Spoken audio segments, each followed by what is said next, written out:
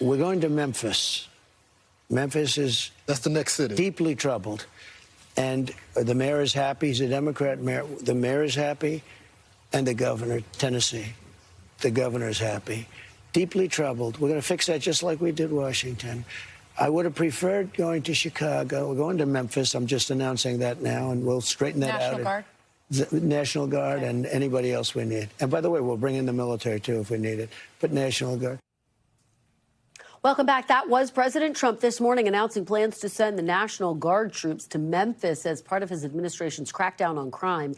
In recent weeks, President Trump has touted the success of the National Guard deployment to Washington, D.C., and threatened to take similar actions in other Democratic-run cities. Last hour, we heard from the Democratic mayor of Memphis. Take a listen.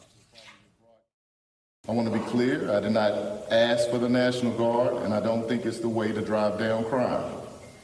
However, that decision has been made. We know the National Guard is coming.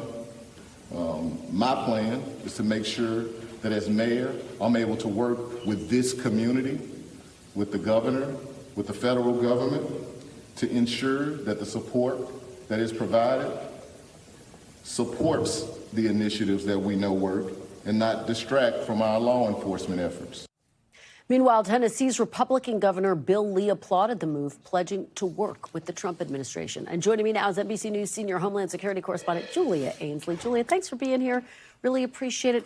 Walk us through what authority does the president have to deploy National Guard troops? He's touted what he says is a success in Washington, D.C., and now he's targeting Memphis. Well, basically what the courts have said is that with the exception of D.C., where he does have more control, he needs to work with the governor, that what he did in Los Angeles has been decided by the courts was not legal. And that's why he's had to pull back on this plan to send them to Chicago, because as you know, Illinois Governor Pritzker is not for having National Guard in Chicago. But it's a different story in Tennessee, where you do have a Republican governor, Bill Lee, obviously welcoming that in. And honestly, what the mayor does in this case doesn't count as much because National Guard is up to the state.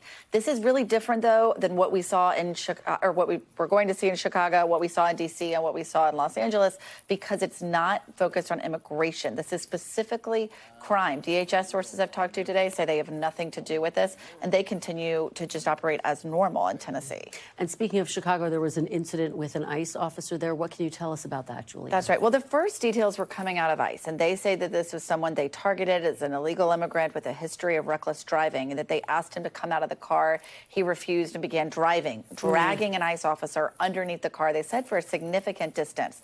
That officer was taken to the hospital, is in stable condition, but they did fire shots at the driver, and he was pronounced dead at the scene. But we did hear from Illinois Governor Pritzker today that says they want more details on this. They want an investigation. In other words, they don't want ICE to have the only narrative on this. They think it calls for more investigations. Yeah, okay. Well, more tensions between Illinois governor absolutely, and the Trump as they ramp up administration. there in the coming days. Yeah, absolutely. I know you're going to continue to track this. Julia, dynamic situation. Thank you so much for being here. Really appreciate it.